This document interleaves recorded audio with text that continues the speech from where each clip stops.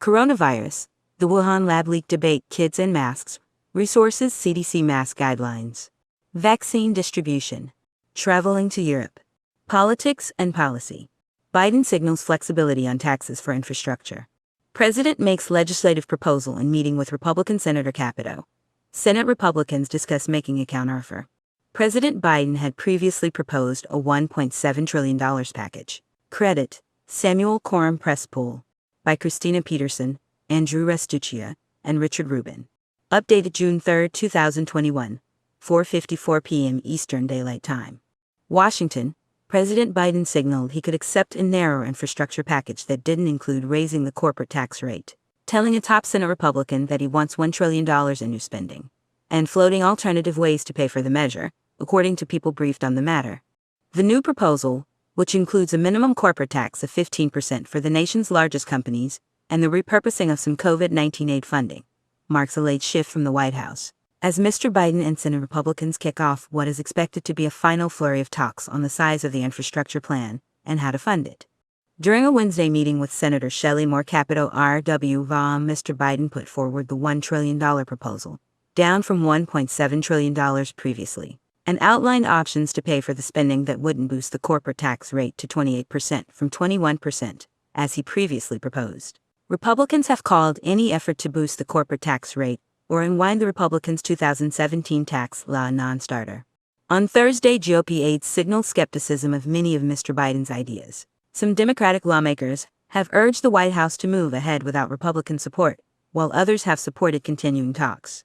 This should be completely acceptable to a number of Republicans who have said their bottom line is they want to leave the 2017 tax law untouched, White House Press Secretary Jen Psaki said Thursday. We're also going to keep options open and keep a range of paths open, she said. Senator Shelley Moore Capito is set to speak with the president again on Friday. Credit, Drew Anger, Getty Images.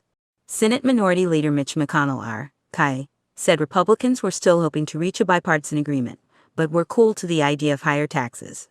Once you get into this tax increase area, you are going to create an enormous amount of controversy, so I don't think that's going to appeal to members of my party, he said at an event in Kentucky on Thursday. My advice to the president and the administration: let's reach an agreement on infrastructure that's smaller, but still significant and fully paid for. Mrs. Capito and other Senate Republicans, working on the compromise infrastructure legislation, are discussing making a counteroffer to the White House on Friday, when Mr. Biden and Mrs. Capito are planning to speak again.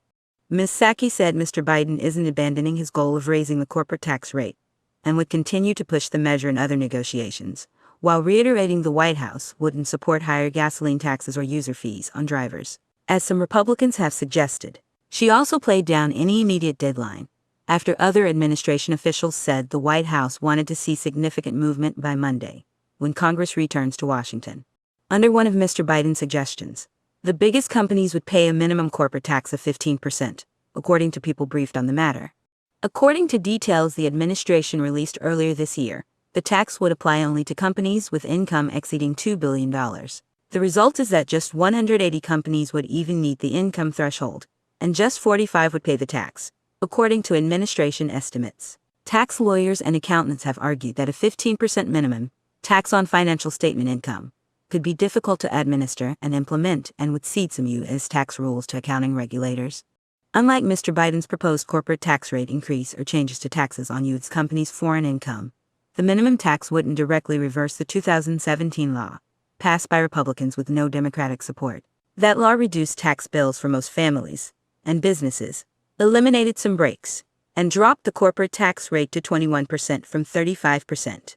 But the minimum corporate tax, already proposed by Mr. Biden as part of his broader agenda, would have some of the same effects, by clawing back various tax breaks. More broadly, Republicans argue higher taxes would dampen the economic recovery. Mr. Biden also called for stepped-up enforcement by the Internal Revenue Service that would collect up to $700 billion in taxes that are owed but otherwise wouldn't be collected over the next decade. The administration has called for an $80 billion expansion of the tax agency over 10 years that would double its staff, beef up audits, and give the IRS more information about individuals and businesses' bank accounts. Some Republicans have already criticized that plan as potentially too intrusive. In the meeting, Mr. Biden's list also included changing the long-standing income tax rules for investment appreciation, when a taxpayer dies and eliminating tax provisions that benefit fossil fuel companies. According to someone familiar with the discussions, the enforcement and investment appreciation tax increases had been part of a separate administration proposal to pay for family and education benefits, not infrastructure. Using any of those items now would prompt a reshuffling of the rest of the Biden agenda and how it is paid for. So that proposal, such as higher marginal tax rates on individuals and companies, could be reserved for partisan legislation. Mr. Biden also suggested repurposing $75 billion in previously approved COVID-19 relief aid. According to a person familiar with the matter, the White House had previously opposed tapping already approved COVID-19 aid, but seemed willing to repurpose a smaller amount than Republicans, who have pushed to use up to $700 billion. The White House said the funding would come from leftover COVID-19 aid passed during the Trump administration. As the negotiations drag on, both Mr. Biden and Senate Republicans are weighing how much they can compromise without angering members of their own party, and the reception to the latest proposals could determine whether any deal is possible. Mr. Biden is caught between progressive Democrats who have encouraged him to spend more, and moderates who want him to find common ground with the GOP. Mrs. Capito and her colleagues, meanwhile, want to avoid being accused by conservatives of capitulating to Mr. Biden and greenlighting too much new spending. At the same time, neither side wants to walk away from the talks, for fear of being blamed for dashing hopes of a bipartisan deal. Any new spending would be on top of $400 billion in projected federal spending over 5 years if current programs continued, one of the people familiar with the matter said. The spending gulf between the GOP and the White House is wider than it appears in the top-line numbers, as the Republicans' counter-offers have included current projected spending, while the White House's proposals are in addition to current projected spending. Newsletter sign-up. Capital Journal. Scoops, analysis and insights driving Washington, from the WSJ's D.C. Bureau. Subscribe. President Biden's infrastructure plan calls for non-traditional projects, like the removal of some highways. What Democrats want for cities like Baltimore says a lot about the president's goals in the next wave of development. Photo, Carlos Waters, WSJ. Senate Republicans unveiled a plan last week to spend $928 billion over 8 years to update roads, bridges, rail and transit systems. That offers an increase from the GOP's original 5-year, $568 billion proposal, but only about $257 billion of their latest proposal is above baseline levels, according to the Republicans. Another group of lawmakers, including Sens. Mitt Romney, R. Utah and Joe Manchin D.W. Va, have been holding their own discussions on infrastructure, preparing a plan to release if the talks between Republicans and the White House fall apart. Some Democrats urge Mr. Biden to move forward without Republicans. If Republicans don't want to cooperate and help us seriously address the many crises we're facing today, then, yes, we have to move forward without them, Senator Bernie Sanders, IVT, tweeted Wednesday. Mr. Sanders is the chair of the Budget Committee, which would be involved in any effort to pass the bill along party lines. Under the reconciliation process, lawmakers pass a budget resolution that then provides committees with instructions to craft legislation meeting the budget's target. That process allows lawmakers to pass bills in the Senate with just a simple majority, rather than the 60 votes most bills require. The Senate is split evenly between Democrats and Republicans. Top Democrats have said they are open to using reconciliation, though the entire party would need to be on board. Vice President Kamala Harris could act as the tie-breaking vote. Biden's infrastructure plan. Related articles selected by the editors. June 3, 2021. Biden signals flexibility on taxes. May 27, 2021. Senate. Technology. The Wall Street Journal. Coronavirus. The Wuhan lab leak debate. Kids and masks. Resources. CDC mask guidelines. Vaccine distribution. Traveling to Europe. Technology. Apple prepares office staff for hybrid workweek. iPhone maker wants staff to come to the office 3 days a week starting in September. Apple chief executive Tim Cook, in an email to staff, notified office employees of the company's back-office plans. Credit, Brooks Croft. Apple agents. France Press. Getty Images. By Aaron Tilley. June 3, 2021, 2:40 p.m. Eastern Daylight Time.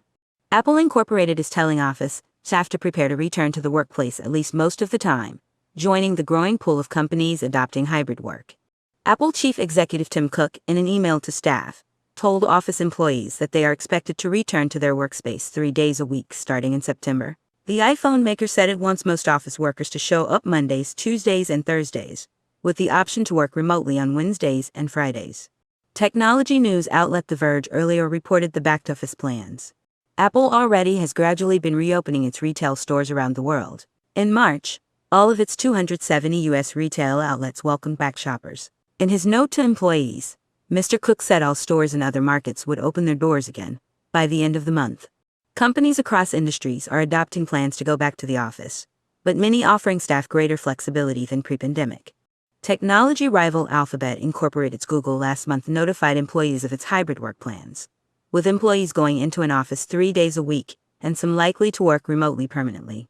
Microsoft Corp. In March said it was welcoming employees back to its headquarters, while offering them the ability to work from the office or home.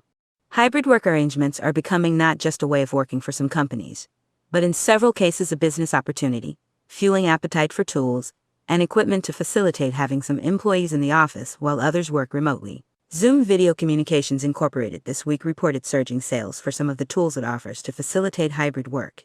Not all companies are ready to embrace hybrid work. J.P. Morgan Chase and Company Chief Executive Jamie Dimon said at the Wall Street Journal CEO Council Summit last month that we want people back at work, and my view is sometime in September-October, it will look just like it did before. Some other companies aren't pushing employees to go back to the office at all. Spotify Technology SA, in February adopted a work-from-anywhere model letting employees choose whether they want to return to an office, work from home, or somewhere in between. And business software provider Salesforce.com Incorporated told employees they could choose if they wanted to return to the office again. The 9-to-5 workday is dead, Brent Hyder, Salesforce's chief people officer, said in a blog post earlier this year. Plexiglass dividers and floor decals might not be permanent, but the pandemic will bring lasting change to offices. Experts from the architecture and real estate industries share how they're getting back to work and what offices will look like in the future. Photo, Cesare Salerno for the Wall Street Journal. Video, from July 30, 2020. Write to Aaron Tilley at aaron.tilley@wsj.com. Move forward with trusted facts. By Aaron Tilley. June 3, 2021, 2:40 p.m. Eastern Daylight Time. Plexiglass dividers and floor decals might not be permanent, but the pandemic will bring lasting change to offices. Experts from the architecture and real estate industries share how they're getting back to work and what offices will look like in the future. Photo, Cesare Salerno for the Wall Street Journal. Video, from July 30, 2020. Apple Chief Executive Tim Ransomware to get similar priority as terrorism, DOJ. Reuters video, 1:52 June 3, 2021, 7:13 p.m. Ransomware to get similar priority as terrorism, DOJ. The U.S. Department of Justice is elevating investigations of ransomware attacks to a similar priority as terrorism, a senior department official told Reuters. This report produced by Chris Stignam. Our standards, the Thomson Reuters Trust Principles. More from Reuters, witnessing COVID chaos in India's hospitals, graveyards and crematoriums, 21 minutes ago. Reuters Business News, June 3, 2021, 7:09 p.m. G7 finance ministers meet in London to broker global tax deal. By David Milliken. File photo, Britain's Chancellor of the Exchequer Rishi Sunak speaks during an interview with Reuters at his number 11 Downing Street office in London, Britain, June 2, 2021. Reuters Dylan Martinez. London. Reuters finance ministers from the G7 group of rich nations will meet in London on Friday for 2 days of talks aimed at moving closer to a global deal to raise more tax from the likes of Google, Facebook, and Amazon. The gathering, chaired by British Finance Minister Rishi Sunak, will be the first time all 7 ministers will meet face-to-face since the start of the coronavirus pandemic. U.S. President Joe Biden's willingness to raise taxes on large businesses also creates more chance of an international consensus than under his predecessor Donald Trump. I'm hugely optimistic that we will deliver some concrete outcomes this weekend, Sunak said in a statement released late on Thursday. Sunak stressed the importance of his fellow ministers from the United States, Japan, Germany, France, Italy, and Canada being able to meet face-to-face in Lancaster House, an ornate 19th-century mansion almost next door to Buckingham Palace. You need to be round a table, openly, candidly talking through things, Sunak told Reuters in an interview this week. Due to COVID restrictions, ministerial delegations have been cut down, and there are few traveling journalists. Seating plans have been redesigned with the help of public health officials. But the bigger challenge remains, reaching an agreement on tax reform which could then be presented to a broader group of countries, the G20, at a summit in Venice in July. French Finance Minister Bruno Le Maire said ahead of the meeting that an agreement would be a decisive step which he thought was within reach. However, Japanese Finance Minister Taro also said on Monday that he did not expect agreement this week on a specific minimum tax rate. The U.S. Treasury expects a fuller agreement to come when Biden and other heads of government meet at a secluded beach resort in southwest England on June 11-13. Minimum 15% rate. The United States has proposed a minimum global corporate tax rate of at least 15%. If a company paid tax somewhere with a lower rate, it would probably have to pay top-up taxes. But just as important for Britain and many other countries is that companies pay more tax where they make their sales, not just where they book profits or locate their headquarters. The United States wants an end to the digital services taxes which Britain, France, and Italy have levied, and which it views as unfairly targeting U.S. tech giants for tax practices that European companies also use. British, Italian, and Spanish fashion and luxury goods exports to the United States will be among those facing new 25% tariffs later this year if there is no compromise. The United States has proposed levying the new global minimum tax only on the world's 100 largest and most profitable companies. Britain, Germany, and France are open to this approach but want to ensure companies such as Amazon, which has lower profit margins than other tech firms, do not escape the net. All of them, and without exception, must be covered by the new rules, German Finance Minister Olaf Scholz told Reuters. Daniel Bunn, an expert on global taxation at Washington's Tax Foundation think tank, said this was likely to lead to more complex regulation. A lot of those rules are going to be, I think, politically based rather than principles based, he said. Some large companies might even be incentivized to acquire less profitable subsidiaries, to reduce their overall profit margin and dodge the new tax, he added. Climate change is the other main point on the agenda. Britain hosts the United Nations COP Climate Summit in Glasgow in November, and wants countries to make businesses report their environmental impact in a consistent way, to make it easier for investors to back green projects. British businesses will have to follow an environmental reporting model set up by the Financial Stability Board, a global regulator, from 2022. French businesses have followed similar national guidelines since 2016. Additional reporting by William Schomburg and Lee Thomas. Editing by Chizu Nomiyama. Our standards, the Thomson Reuters Trust Principles. More from Reuters. Chile halts second dose. Ups minimum age for AstraZeneca vaccine after blood clot report. 2 hours ago Reuters, Congo faces third wave of coronavirus, says health minister. 1 hour ago. Bloomberg, Delta CEO sees U.S. business travel recovery by summer 2022, by Mary Sklangenstein, June 3, 2021, 1:14 p.m. Eastern Daylight Time, updated at June 3, 2021, 5:33 p.m. Eastern Daylight Time, Ed Bastian photographer. David Paul Morris. Bloomberg, Delta Airlines Incorporated, expects U.S. corporations to reopen for business no later than Labor Day, and resume domestic travel at levels from before the pandemic by July of next year. Domestic travel is at about 30% of 2019 levels, but will quickly rebound once workers return to offices, Chief Executive Officer Ed Bastian said Thursday. Transatlantic travel will begin to return in the second half, and other long-distance trips next year, he said. No one is going to be waiting for the government to say now is the right time to travel, Bastian said at a Sanford C. Bernstein conference. Businesses are going to be making those decisions and pushing their people out on the road, and I think there's going to be a renaissance of business travel in our country. Corporate demand is particularly important to Delta, which reaped about 50% of its passenger revenue from business customers in 2019. International corporate travel is especially lucrative. Air travel was nearly wiped out in the early months of the coronavirus pandemic, with demand recovering in fits and starts since then. While Bastian continues to expect that video conferencing will reduce corporate travel 20% to 30%, that doesn't mean the overall volume will be at the same level. Business travel eventually will be in line with figures from before the pandemic, he said. The mix is going to change, the nature of the travel is going to change, Bastian said. These tools are going to be a complement to business travel going forward. They're not going to be a substitute for business travel. His view was echoed by Scott Kirby, the CEO of United Airlines Holdings Incorporated. Corporate views on travel have evolved through the past year, with trips for internal purposes no longer thought to be discretionary, as they had been during the depths of the pandemic, he said in a separate Bernstein presentation. The leisure market has led the travel recovery, and Atlanta-based Delta has said that segment should reach its pre-pandemic point this month. Delta, in a regulatory filing, projected a second quarter pre-tax loss of $1 billion to $1.2 billion, better than the $1.5 billion loss it previously forecast. But the airline was more cautious about when it would post a profit, projecting it will reach that mark on pre-tax basis in the second half. It previously forecast a profit by the third quarter if recovery trends hold. The company didn't immediately return requests for elaboration. Delta fell 3.4% to close at $46.13 in New York, in line with other major U.S. carriers. United declined 4.2%. Aerospace and Defense. Reuters, Aerospace and Defense.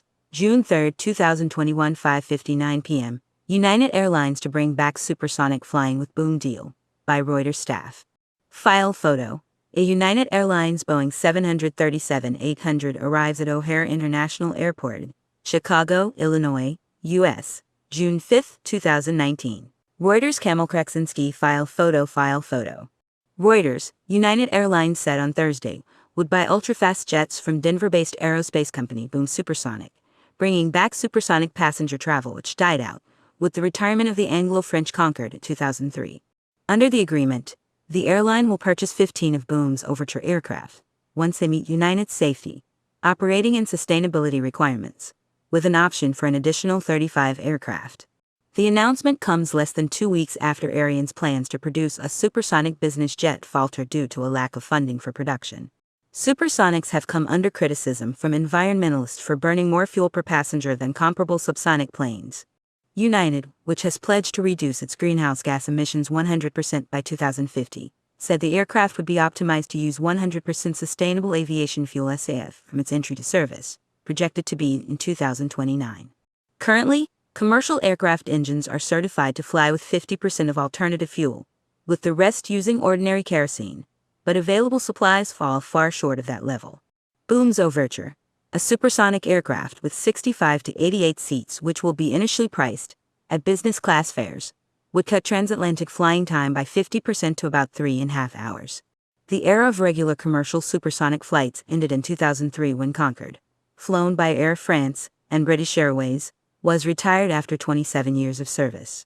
The plane's noisy sonic boom prohibited it from flying over land routes, and it suffered a double blow with a fatal crash in Paris in 2000 and the downturn in the aviation industry after the September 11, 2001 attacks on the United States. The return of supersonic jets faces hurdles from regulators like the Federal Aviation Administration (FAA), which must first give approval for them to fly at supersonic speeds over land, along with pressure from groups. Vice, United to buy supersonic jet from startup with model plane that hasn't flown. Startups, of course, always deliver on their promises. Aaron Gordon. June 3, 2021, 10:28 a.m. This is a fake rendering of a plane that doesn't exist. Credit, Boom Supersonic. Boom Supersonic, a startup attempting to revive the supersonic passenger jet industry, announced an agreement with United Airlines that, if all goes according to plan, will result in the airline purchasing 15 of its jets at some point later this decade. United hopes to carry passengers by 2029. The news has sparked much fanfare in the business press and among supersonic jet enthusiasts, who continue to lament the demise of the Concorde almost 20 years ago. But virtually everything about this announcement is theoretical. United and Boom merely have a purchase agreement pending. Boom Supersonic passing many safety and regulatory hurdles that currently preclude supersonic travel. Clearing those hurdles would first require Boom Supersonic to fly planes, which it currently does not. In fact, it doesn't even have a full-scale model. It only has a 1/3 scale model, the XB1, which it hopes to start testing this year. Boom has raised $240 million in venture. The Guardian, World News. Microsoft's Irish subsidiary paid zero corporation tax on £220 billion profit. Microsoft Round Island 1 is tax resident in Bermuda, with no employees except directors. The offices of Matheson, a law firm in Dublin, are the registered address of Microsoft Round Island 1. Photograph, Radhar Kalemi, Rupert Neat, Wealth Correspondent. 10:30 UTC Thursday, June 3, 2021. An Irish subsidiary of Microsoft made a profit of $315 billion, £222 billion, last year, but paid no corporation tax, as it is resident for tax purposes in Bermuda. The profit generated by Microsoft Round Island one is equal to nearly 3/4 of Ireland's gross domestic product, even though the company has no employees. The subsidiary, which collects license fees for the use of copyrighted Microsoft software around the world, recorded an annual profit of $314.7 billion in the year to the end of June 2020, according to accounts filed at the Irish Companies Registration Office. The company's profits jumped from just under $10 billion in the previous year, and compare with Ireland's 2020 GDP, €357 billion, $433 billion. The revelation of how much money Microsoft has saved by routing via Ireland comes as finance ministers attempt to hammer out an agreement to tackle multinational tax avoidance in London on Friday, ahead of the G7 meeting in Cornwall this month. Sorry, we can't display this here yet. View on The Guardian. The U.S. has proposed tackling the issue of profits shifting to low-tax countries by introducing a global minimum 15% corporate tax rate on multinational company profits in all jurisdictions. It is expected to be endorsed in principle by the finance ministers of the world's 7 largest economies at the G7 meeting. However, Cyprus, which like Ireland has a 12.5% corporate tax rate, threatened to veto the EU's adoption of Joe Biden's proposal on Thursday. Politicians on both sides of the Irish Sea attacked Microsoft for unashamedly and blatantly refusing to pay tax and said the case highlighted why urgent coordinated international action was needed to tackle the epidemic of unethical, immoral and unjustifiable tax avoidance by multinational companies. Microsoft Round Island 1, the registered address of which is at an office of the law firm Matheson in Dublin, states in its accounts that it has no employees other than the directors. In the tax statement, the company says, as the company is tax resident in Bermuda, no tax is chargeable on income. Bermuda does not levy corporation tax. The company paid a $24.5 billion dividend to Microsoft Corporation during the financial year, followed by a further special dividend of $30.5 billion.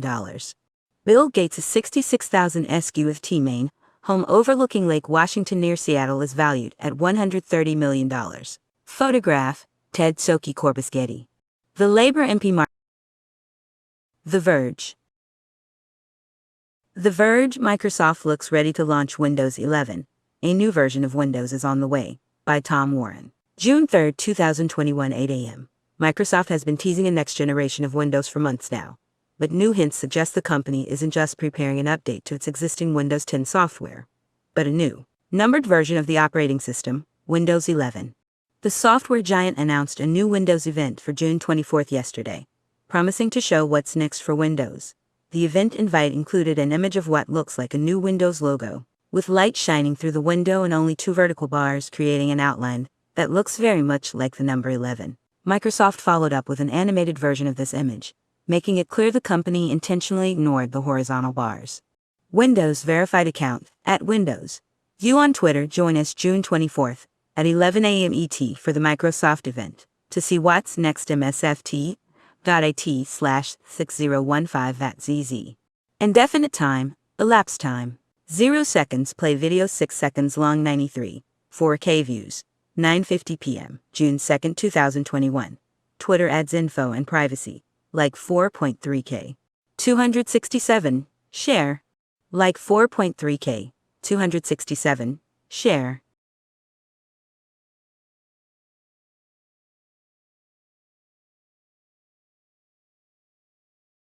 Jumpstarting the 1960s anti-war movement.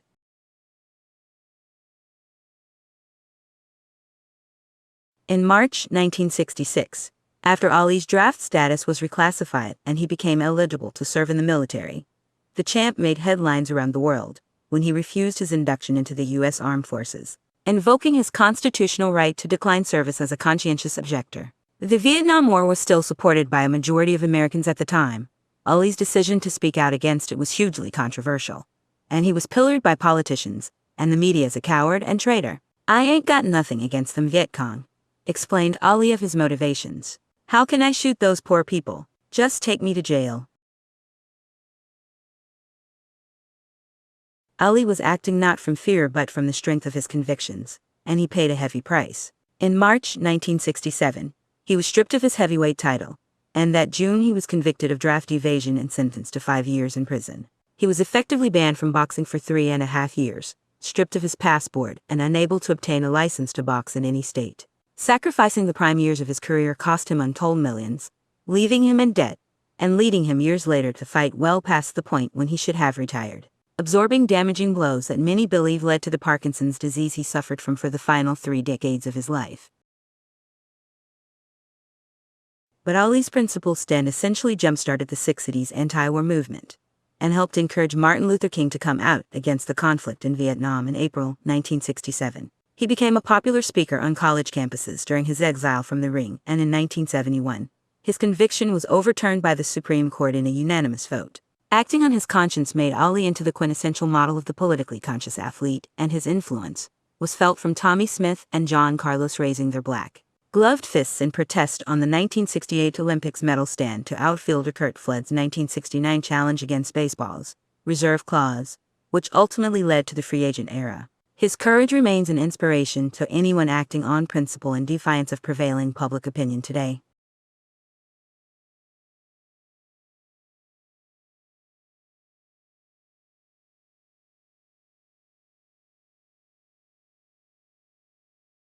Rolling Stone. Rolling Stone. Grimes explains how AI could help communism. By Claire Schaffer. Grimes is known to frequently share her thoughts on AI within the themes of her music as well as on social media. And she took to TikTok on Wednesday to explain specifically how she thought AI could assist in forming a communist society. The video has since garnered over 100,000 likes, even though it left many viewers confused, to say the least. Femboy enthusiast at Smileyhead215 view on Twitter. Why is Grimes of all people talking about communism on TikTok in front of a Berserk manga panel? Skull. Indefinite time, elapsed time. 0 seconds, play video 50 seconds long 323. 4K views 8:56 a.m. June 3rd, 2021. I have a proposition for the communists. So typically, most of the communists I know are not big fans of AI. But if you think about it, AI is actually the fastest path to communism. So, if implemented correctly, AI could actually theoretically solve for abundance. Like, we could totally get to a situation where nobody has to work, everybody is provided for with a comfortable state of being, comfortable living. AI could automate all the farming, weed out systematic corruption, thereby bringing us to as close as possible to genuine equality. So basically, everything that everybody loves about communism, but without the collective farm. Because let's be real, enforced farming is really not a vibe.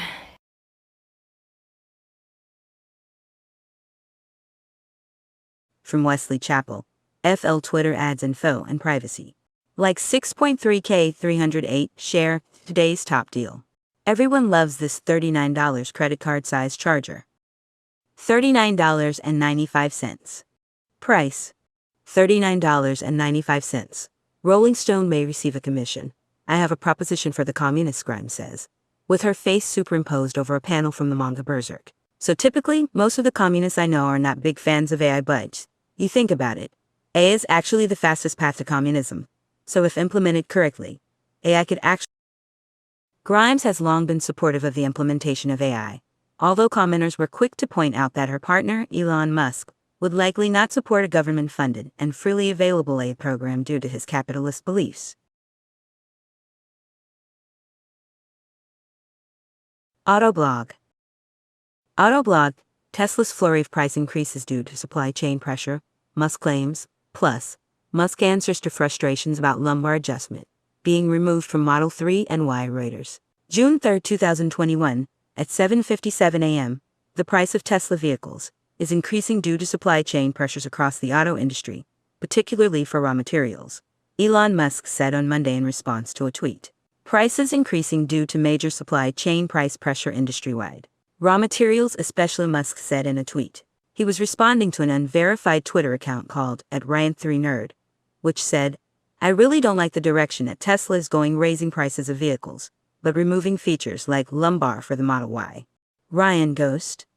@Ryan3Nerd, May 31, 2021. You on Twitter, I really don't like the direction that Tesla is going, raising prices of vehicles, but removing features like lumbar for the Model Y on top of rumors of FSD increase to $14,000, without any real added features to FSD unless You're a beta tester. Elon Musk, verified account. At Elon Musk, moving lumbar was removed only in front passenger seat of 3/Y. OBV not there in rear seats. Logs showed almost no usage. Not worth cost mass for everyone when almost never used. Prices increasing due to major supply chain price pressure industry-wide. Raw materials especially 3:56 a.m., June 1st, 2021. Twitter adds info and privacy. Like 5 to 2K, 663, share, check local discounts now.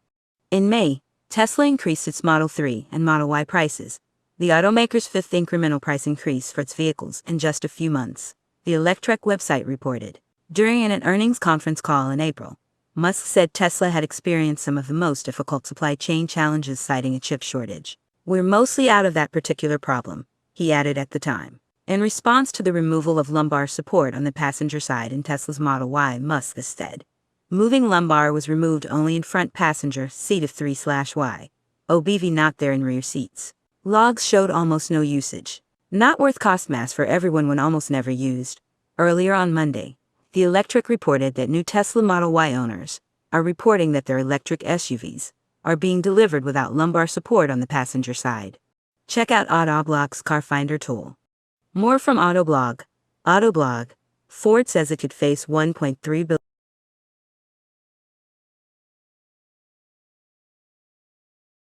Omnivore. The Atlantic Omnivore, The Dharma of Working Out, and her new memoir, Alison Bechdel runs, climbs, bikes, skis, spins, and solo flexes her way toward transcendence.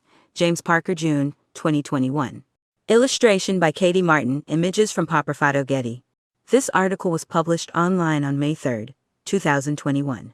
Death comes and the soul, dragged blinking from its nest of nerves, perceives its dimensions for the first time. It swoops, it stretches, it delights, it trails its wingtips in a dazzling, boundless sea. And all the dichotomies, all the infernal dualities mind-body, I-U subject-object, wanting-getting, are finally resolved.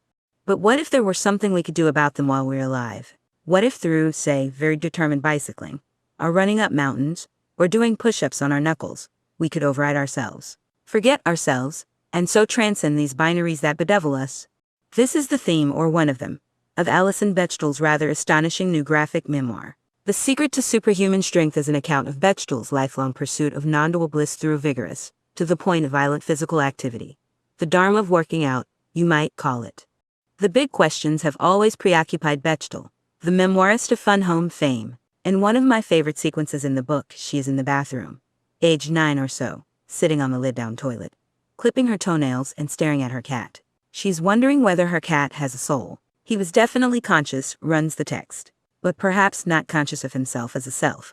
As I was, the cat stares back at her with a small, humorless cat face.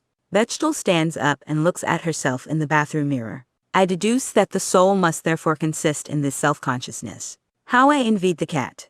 God knew no one was more self-conscious than I was. The cat leaves. Read a 2013 interview with Fun Home author Alison Bechdel.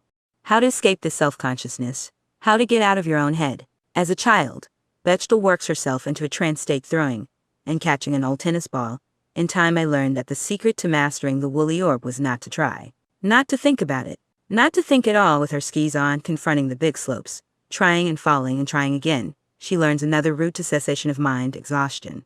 At the same time, Bechdel wants to be strong. The Charles Ellis bodybuilding ads in her comic books are magnetic to her.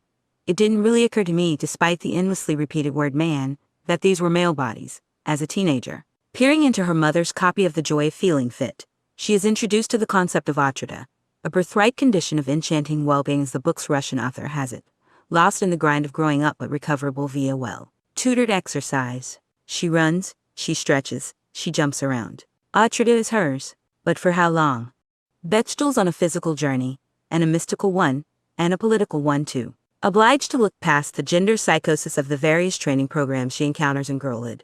TV's Jack LaLanne talking about firming up the bus line and shedding those ugly pounds. She achieves an autonomous, nonconformist approach to fitness. College radicalizes her, and she comes out as a lesbian. At the Michigan Women's Music Festival in Epiphany, not a man in sight. In that startling void, I underwent a vertiginous perceptual shift. I could see what it meant to be a subject and not an object. Cure Richard's scary-like full-page drawing of a field of women, all cheerfully and variously busy. She reads Adrienne Rich, two women, eye to eye, measuring each other's spirit, each other's limitless desire. A whole new poetry beginning here, and running parallel to all this evolution, sprinting along next to it, the life and exercise. Bechtel bikes ferociously, she hikes ferociously, she does yoga and karate, Nordic skiing, solo flex, pinning, insanity training. Barely a fitness fad goes by that she doesn't leap on, a craze that she isn't crazed by. There are some juicy tensions here of which Bechtel the memoirist is far from unaware. Self-forgetting might be one end of working out, self-improvement, leading to self-glorification is another.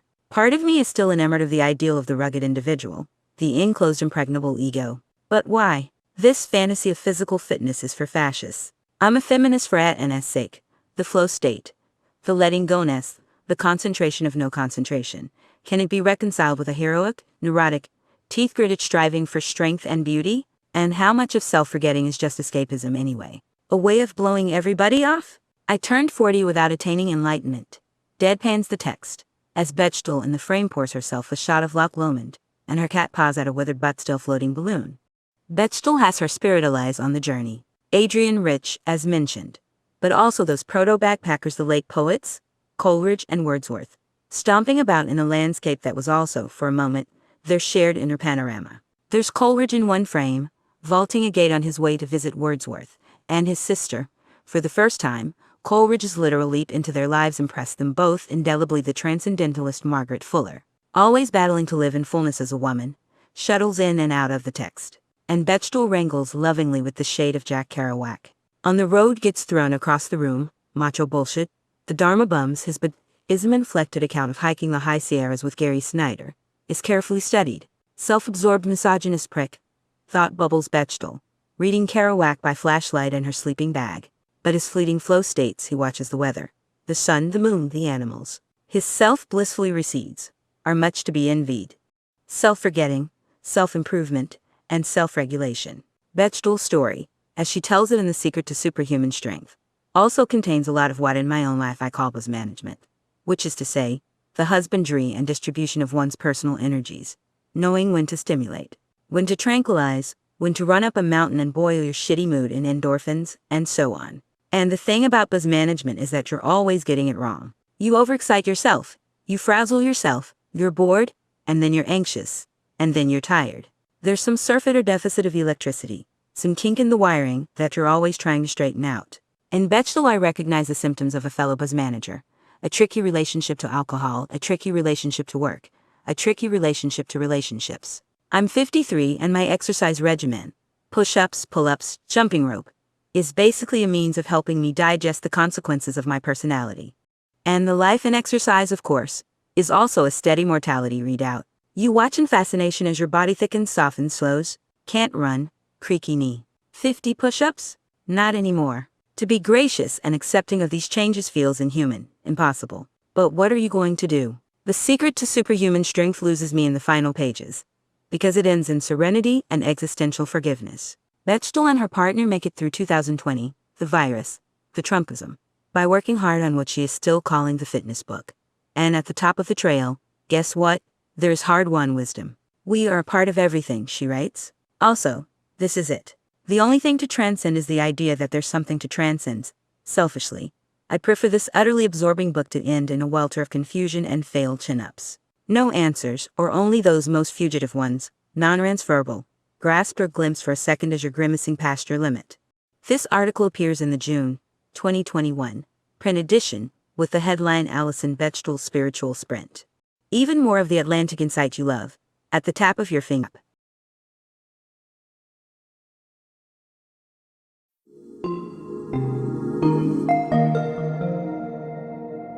Why Chris Rock is working so hard right now.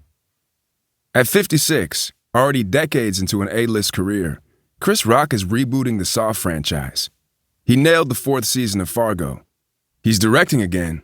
He's writing more jokes. The man might just be trying to live forever.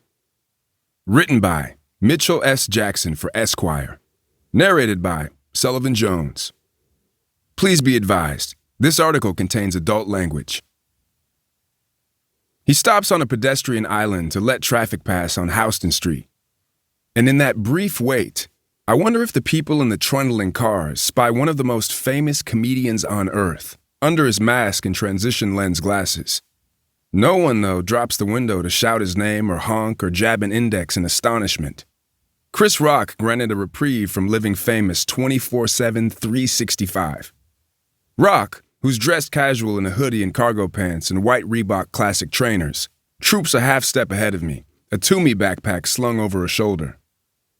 We turn past a multitude of preschoolers enjoying the recess of their lives inside a fenced-in ball field and amble on up McDougal. He slows his gait a bit. The thing about this block is, it's where Cosby worked. It's where Joan Rivers worked. It's where Woody Allen worked. It's where Mort Saul worked. All these motherfuckers, says Rock. It's where Bob Dylan worked, where Jimi Hendrix worked. You know what I mean? It's kind of a mecca for pushing it. The street is narrow in normal times. But with the New York City COVID protocols for indoor dining, it takes careful maneuvering to avoid smacking with our backpacks, people palavering at outdoor tables. We stop outside the Comedy Cellar, the club that sits down a few scuffed steps from street level. A hell of a lot of feet have walked down these steps and onto the stage inside, most on their way to nowhere, a few on their way to a career, and a tiny handful on their way to being remembered. A poster with pictures of some of the memorable ones hangs on the wall. Rock scans the rows. Let's see. There's Dave Chappelle, Bill Burr, Robin Williams. You can't see his mouth under his mask. Is he smiling? Pursing his lips to focus? Wanda Sykes? Colin Quinn? Funny thing, when Rock needed a comedy club for a scene in his 2014 movie Top 5, which he wrote, directed, and starred in, he chose this very establishment.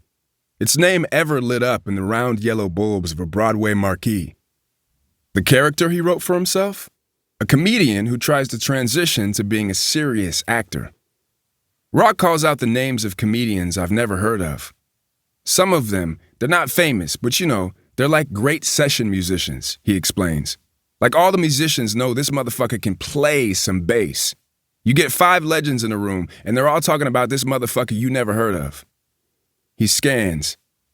And there you go, I say, pointing at Rock's photo, as if I've found Waldo. The man earned his first acting credit in 1987 after Eddie Murphy caught his set at the Comic Strip, another New York institution, and cast him in Beverly Hills Cop 1. Then, boom, Saturday Night Live, and In Living Color, 6 comedy specials, a whole-ass sitcom based on his life, an HBO talk show, that joint won an Emmy, starring role in an acclaimed Broadway play, twice the Oscars host, 40-something movies, $5 billion at the box office if you add it all up. An incontrovertible A-list resume. But this slim dude with the knowing eyes and the knife-sharp wit has somehow, at 56, arrived at the belief that his place in the universe, of black comedy, of comedy itself, of acting, of artistry, of defining the times in which he lives, is not quite set yet. That he must create more. That what he makes must be different, more challenging, and better, greater, superior.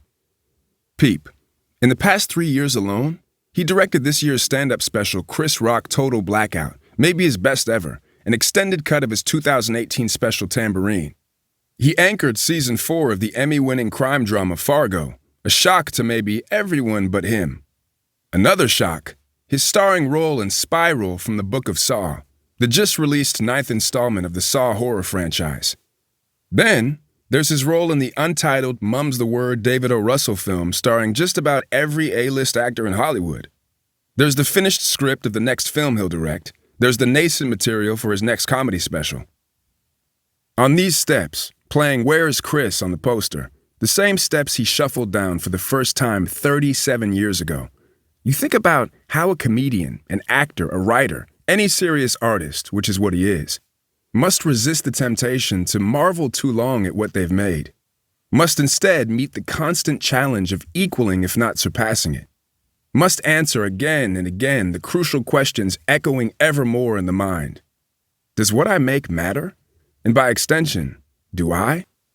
Will I be remembered the next century? Here's a little secret. Part of Rock's productivity has been keeping a journal handy for more than 35 years.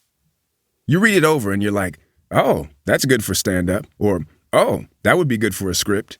he says in that inimitable voice of his. And then there's some other shit you're like, oh, when I die, provided I don't fuck up my career, people are going to think this shit's really interesting. Now, what does it say about Chris Rock that he's meticulous about recording his thoughts on account of a part of him believes that Chris motherfucking Rock hasn't yet made the mark he wishes to make on the world? And what goddamn you me does it say about the rest of us?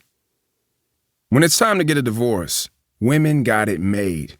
Your Honor, I'm used to this, I'm used to that, I'm accustomed to this. Yo, what the fuck is accustomed? You go to a restaurant, you're accustomed to eat. You leave, you ain't eating no more. They don't owe you a steak. Bring the Pain, 1996. I have this belief, always eat before a meeting, even a lunch meeting, he says. Ours are the only two black faces in the hotel lobby restaurant. He was sitting alone when I walked in. Because you don't eat during the meeting? I ask. Because hungry people say dumb shit. Because hungry people say things they regret. So, we get food. We talk a little about family. Like, as part of a pact they made together, Rock got a Basquiat-inspired tattoo on his left deltoid with his 18-year-old daughter Lola last year, his oldest. By way of commiserating, I mentioned my oldest is also a daughter and 19, and that I have a portrait of her tattooed on my arm. And for a moment, we're a mini girl dad summit discussing, at bottom, the truth of being fathers to girls who, in too few beats of our naked hearts, have effloresced into young women. It's one thing to make art while your children are young and or not its target audience. It's another thing to create when your kids are old enough to engage with what you make, are knowing enough to critique it. It's yet another to make work in a universe in which they're also aware of prime examples of other art, can judge where your work ranks among that of your peers. And trust, don't no self-respecting artist dad want to make something his kids don't respect. Or worse, something that pains them. Rock recalls a couple of years ago, he got a call to be in Lil Nas X's video for Old Town Road. At the time, he had no idea who the hell Lil Nas X was. But he asked his youngest daughter, and she implored him to say yes. I have a focus group in my house, he says. I definitely run things by them. My daughters are all about, you got to stay relevant.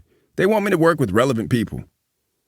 Tambourine was the first special he made since his two daughters, Zahra is 17, were little girls. Also the first since he and their mother divorced after 18 years of marriage. And those two topics are a crucial part of the show's impact. Says the writer and producer Nelson George, one of Rock's closest friends. They first worked together on the 1993 hip-hop parody CB4. He named it Tambourine, the same as the Prince song. I think it speaks to mortality. Prince is one of Chris's biggest heroes, and dude is gone. So the show is also reckoning with, that there's an endpoint to this shit. Tambourine might also be Rock at his most vulnerable on the stand-up stage. A contrast to the special of his that I've watched most, Bigger and Blacker, 1999. That one begins with Rock swaggering onto the stage of the Apollo Theater in a black leather suit, his hair sheened, his ears aglint with diamond studs. Believe me when I tell you, the Rock of Bigger and Blacker ain't worried about a career endpoint. Bring the Pain changed my life, says Rock of the 1996 special that thrust him mainstream. The Oprah Show, 60 Minutes, but like Whitney Houston, there was a little bit of grumbling. Like, white people like him too much, so it was like, I'll show you motherfuckers, I'm going to play the Apollo. This is going to be bigger and blacker. It was taped the same year as the Columbine school shooting and opens with a long bit about shootings in largely white schools. When I was a kid, they used to separate the crazy kids from everybody. When I was a kid, the crazy kids went to school in a little-ass bus. They had a class at the end of the school, and they used to get out of school at 2:30, just in case they went crazy. They would only hurt other crazy kids. And we was all safe. But now, the world is coming to an end. You're going to have little white kids saying, I want to go to a black school where it's safe. If I hadn't seen Bigger and Blacker umpteen times, I'd question whether that kind of bravado could exist in the dude sitting across from me now picking over his eggs. A man whose thick brows and midday stubble are flecked with gray. Comedians or artists, whatever, you do this thing which naturally puts you on a stage. So you're always a little higher than the audience, says Rock, gesturing. But the better the performance, the lower the stage gets. Rock's friend Maya Rudolph recalls dining with him and some friends during his preparation for one of the Oscars shows. Near the end of dinner, Rock announced he was headed to the Comedy Store to do a set. The reason why I bring that story up is because Chris went from being the guy at dinner to the guy saying, "We're going to go do this," to the guy walking in and doing that thing. He's obviously performing, but it's the same shit he told you 10 minutes ago before he went on stage. And it's very interesting to watch someone who knows the weight and the gravity of what they're saying. That what they're saying is good enough for you across the table at a restaurant, or millions of people watching at home in the exact same breath and exact same way. You don't need no gun control. You know what you need? We need some bullet control. I think all bullets should cost $5,000. You know why? Because if a bullet costs $5,000, there'd be no more innocent bystanders. Bigger and Blacker, 1999. One of the funniest humans of all time has a habit of touching a cupped hand to his face in contemplation for what can seem like long minutes. Comedy's a deadly serious business, says Lorne Michaels, Saturday Night Live creator and comedy kingmaker. And Chris is a thinker. At one point during lunch, Rock pulls out his phone and reads off a list of books, both finished and on the TBR pile. Fake Accounts, the new novel by Lauren Euler, which gets into internet secrecy and online personas, The Basic Laws of Human Stupidity, an economist's 1976 treatise on the potential for idiots to hold power. The Body Keeps Score, Brain, Mind, and Body in the Healing of Trauma, the bestseller. Toni Morrison's Tar Baby. You know what's great? Rereading books, he says, his voice buoyant. It's one of the most fun things you do because you're reading the book as a different person. And music. Red Hot Chili Peppers frontman Anthony Kiedis, another of Rock's aces, says, "Chris is one of the single biggest fans of music in general that I've ever met. A lot of people are deep into their jams earlier in life, and then they kind of lose touch with that wonder and that fascination with songs and music. That whole infinitely healing energy of music of all varieties, Chris still has that." Rock's polymath tendencies extend even to horror flicks. It was he who pitched Lionsgate top brass on doing a Saw with a few jokes, and he's not just a fan, but a student of horror. A lot of times you meet with people and they say, "Oh, I love the horror genre." And you can tell if they're bullshitting, says Spiral director Darren Lynn Bousman. That was not him at all. He was giving very obscure references to movies, as well as very detail-oriented thoughts on the previous Saw films. Rock plays a righteous detective in a corrupt department. It's a Saw film, so there's the requisite violence and gore, but it's also a cultural critique with canny timing. Coming in this time, I think the idea was about institutions and corrupt institutions, and the police not being the only corrupt institution, says Bousman. That institution could be pharma, it could be churches, it could be police, but instead of going after individuals, we were going after institutions. So, yes, there is the cultural import of the project, and there is Rock's goal of pushing oneself as an artist. But Rock will still bust guts. There's a scene where Chris has this dramatic encounter in the police station right after he finds out his partner died, and no one's taking it seriously, and he wants the case, says Bousman. He comes in and he's screaming and going off and gets really emotional. We do it in one extremely long take. It's silent at the very end, and he's got tears coming down his cheek. And everyone on the set claps and they're like, "Oh my God." And he looks directly at the camera and goes, "Lest no one forget, I was in Pootie Tang, so what I'm saying is, I have range." They keep trying to scare us, telling us to be on the lookout for Al-Qaeda. I ain't scared of Al-Qaeda. I'm from Brooklyn. Did Al-Qaeda blow up the building in Oklahoma? No. Did Al-Qaeda put anthrax in your mail? No. Did Al-Qaeda drag James Byrd down the street till his eyeballs popped out his fucking head? No. I ain't scared of Al-Qaeda. I'm scared of Al Cracker. Never Scared, 2004. What a day for a walk it is. Spring balm, a blue sky strung with soft white clouds, the city sounding more song than cacophony. We stroll down Prince Street, emboldened with the vax-gifted aplomb that this walk won't be the death of us. On West Broadway, a strange sight gives us pause. A phalanx of some 30 uniformed NYPD officers gathered on the north and south sides of the intersection. The light changes for us to walk, but Rock waits, sussing out the scene. Something's going down, Rock says. A white woman and a young white dude bop by with what seems no doubt whatsoever about being protected and served. He just watches. Then, oh, what's his name? The verdict's today. Did the verdict come in? Yeah, the verdict's today, and you got all the designer stores over here. Ex-Officer Derek Chauvin, Minneapolis. The jury is coming back in soon. Maybe they're about to start boarding them up, I say. Yeah, that's what's up, he says. That's what's going down. He pulls out his iPhone to check for alerts, and just that fast, our walk is more significant. Just that quick, I can imagine telling the story years later, where I was and who I was with when the Chauvin verdict came in. Then, kaboom! A heart tick later, it also hits me that the tension of this moment puts Rock and me at greater risk than our average risk, which, even for us middle-aged black men wearing masks, is pretty darn dangerous. The moment reminds me of his opening monologue at the 2020 Oscars. Mahershala Ali is here tonight. Mahershala has 2 Oscars, says Rock, looking so fresh and so clean in his tux. You know what that means when cops pull him over. Nothing.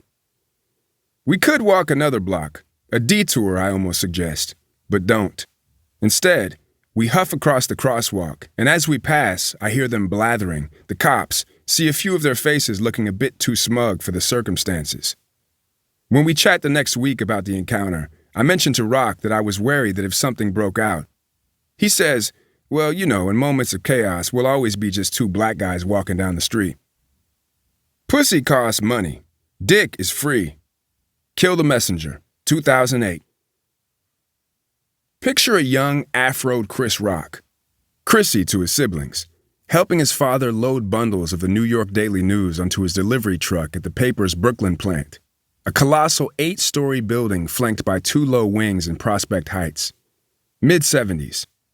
Picture the pair working without words, grown satisfied with grunts of effort as a language.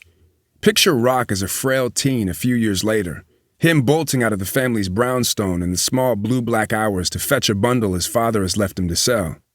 Picture him jaunting to a nearby subway stop and hawking his inky treasure to the whole stack sells. That was a great hustle, Rock says. It was me, my siblings, sometimes my friend, but a lot of times it was just me, man. Because who the fuck wants to get up at 4:30 in the summer? His father was living some version of the American dream.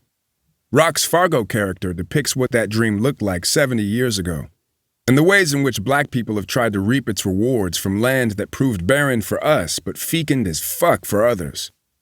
With Rock as its star, the show also serves as a critique of America's particular brand of racism. Says Noah Hawley, Fargo's white creator and showrunner, there is that violence to the black experience in America. You're told to succeed, but you're not given the tools with which to succeed. And then you're judged for not succeeding. That becomes an impossible setup on some level. It makes it absurd, but it's not funny. The irony of it, without humor, is just violence. Like untold essential aspects of black culture, black comedy was born in the antebellum South. How else to survive the malevolence that was chattel slavery? In their off hours, enslaved black people would gather on the plantation to entertain themselves. Before long, white people were avid spectators of the gatherings. The irony being that those enslaved black folks were often mocking their white masters. The paradox being that those performances helped birth the stereotype of the coon, and concomitant, the era of minstrelsy. White men, the most famous being Thomas Jim Crow Rice, smearing their faces with burned cork and deriding black people in caricatures. It took almost 100 years after the Civil War, in which Rock's great-great-grandfather fought, for mainstream America, aka white people, to allow blacks on their stages. Would there be a Chris Rock without the ribald Red Fox, who in the 1950s became one of the first black men to cut a comedy album? Would there be a Chris Rock without the radical Dick Gregory, who in 1961 became the first black comedian to perform in the Playboy Club? Would there be a Chris Rock without Bill Cosby breaking down Jim Crow barriers when Rock was still a boy? Would we have a Chris Rock without Richard Pryor, who Rock calls the GOAT, daring to transform what a comedian could say and do? Would we have known Chris Rock for as long as we have without Eddie Murphy owning SNL in the 80s? And where does he sit in all this? Check the record. Rock ranks high on the lists of all-time great comedians. Comedy Central, number 5. Rolling Stone, number 5. Paste, number 2. He matters. Still, don't go offering him any Lifetime Achievement Awards. I get these offers and I always turn them down, he says. I'm always like, you can't be in the Hall of Fame and play at the same time. And for whosoever has the idea, it's best not to ask where he judges himself among his forebearers and peers. What's my spot? He says. I'm just working. One day we're going to look and it's going to be like, oh, I did a lot of work. That's it. I did a lot of work. I'm just working, man. You would think the cops would occasionally shoot a white kid just to make it look good. You would think that every couple of months they'd look at their dead nigga calendar and go, oh my God, we're up to 16. We gotta shoot a white kid quick. Tambourine, 2018. Just a few blocks from the restaurant, Rock points to the top floor of a building in Soho and informs me that it's his new condo. Go figure. It's the first time he's ever lived in Manhattan, which is interesting in itself, why he's living in New York. I'm looking for that thing where Stevie Wonder is already Stevie Wonder, but then he moves to New York, and now it's inner visions, he says. He's a whole new guy. He's already a superstar. He's already done My Sharia Moore and Signed, Sealed, Delivered. And Michael Jackson? Same thing. Michael Jackson is fucking Michael Jackson. But then he moves to New York, and now he's doing The Wiz, and he's hanging out with Quincy Jones, and now you got Off the Wall and Thriller. That shit's still here. He's living a lifestyle that can only happen in New York, and he made his best art. The answer to that question about why he's still trying to prove himself even though his place in history is cement, well, how about he ain't trying to prove himself at all? How about he's working, creating ad infinitum, not because he wants to, really, but because he can't not do it, because deep down he suspects we need it. Chris Rock is more comedian than public intellectual, but the intellectual is definitely there behind his performance, says Steve Martin, one of Rock's heroes. He is working it hard, and he has courage. He has courage to go public with those thoughts that, oh, you're not supposed to say that. We huff down the street, see people milling in and out of stores with bags in hand. Let the revenge shopping begin. See delivery drivers with the backs of their trucks swung open. See a clique of drippy youngsters bopping by. Something funny turning their laughter bright as the day. About 3/4 of the folks on the street wear masks, including Rock and me, who assured each other before we stepped out of the restaurant that we'd both been vaccinated. A homeless-looking brother, old enough to be Rock's uncle, stops cold and cocks his head as though trying to x-ray Rock's mask. Hey, anybody ever tell you look like Chris Rock? He says, tilts his head the other direction and squints. Wait a minute, he says, wagging a gnarled finger at Rock. Are you Chris Rock? Rock pauses as if to consider an answer, but instead he rolls on without one. I haven't figured out the joke yet, he says when I catch his stride. It might even be in the next special, I don't know. But I wrote it on a piece of paper the other day. When the homeless know your name, it's like, okay, talk about a fucking responsibility to the fucking world. The early afternoon hectic of cars zooming and weaving and braking and honking up Avenue of the Americas. Rock checks his watch and tells me he needs to cut out for his therapy appointment. He waves down a yellow cab so quick it seems impossible. We bump elbows before he climbs inside and disappears into the crush. That was Why Chris Rock is Working So Hard Right Now, written by Mitchell S. Jackson for Esquire.